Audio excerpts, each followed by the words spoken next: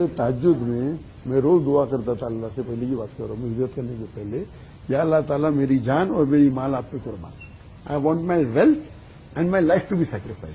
اور 2016 میں ہجرت کی تو آدھی دعا کمپلیٹ ہوئی، میری مال پورا چھوڑ لیا، میں ادھر ہجرت کر لیا، آدھی دعا کمپلیٹ ہو گئی۔ ابھی سیکنڈ ہاف کے لیے میں ابھی بھی دعا کرتا ہوں۔ بہت سے لوگ نے مجھ سے کہا کہ بہت سے میرے چاہنے والے، آپ پاکستان جا رہے، بہت خوشی ہو رہی، لیکن آپ مت جائیے، کیوں؟ تو لوگوں نے کہا میری جان کا خطرہ ہے، میں جانتا ہوں سچویشن پاکستان کی۔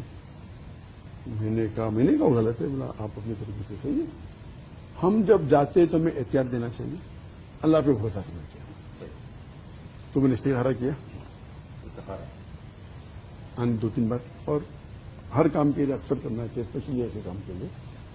اور کل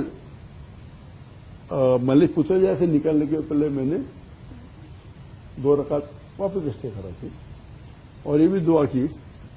دیکھو میں جب کہتا ہوں میں ہر روز دعا کر رہا ہوں اپنی شہادت ملے، اور پھر کہتا ہوں اللہ تعالیٰ مجھے محفوظ رکھے، دونوں کلیش ہے کیا؟ نہیں، کلیش نہیں ہے۔ محفوظ مطلب میں بے بنیاد میری جان نہیں ڈالنا چاہتا ہوں، لیکن میری جان لینے سے اگر اسلام کا فائدہ ہوتا ہے اور میری آخرت بنتی ہے، ویری گڈ، تو میں اللہ تعالیٰ کو اپنی حفاظت کے لیے دعا کرتا ہوں، اور یہ بھی کہتا ہوں لیکن اگر بھلائی ہے کہ میں شہید ہو جاؤں۔ اب میرے بیٹے کہتے ہیں 2 چیزیں، غزہ جاؤ یا پاکستان۔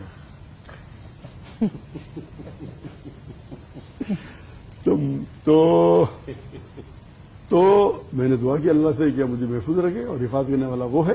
اور اگر میں شہادت کے لیے جو ہر رات تہجد میں دعا کرتا ہوں، آپ چاہتے پاکستان میں اور میری آخرت بنتے تو اس سے اچھا میں دعا قبول ہی نہیں ہوگی۔ اور یہ مجھے یاد آتا ہے حضرت عمر رضی اللہ عنہ، وہ دعا کرتے تھے کہ مدینہ میں مروں اور شہادت ہو۔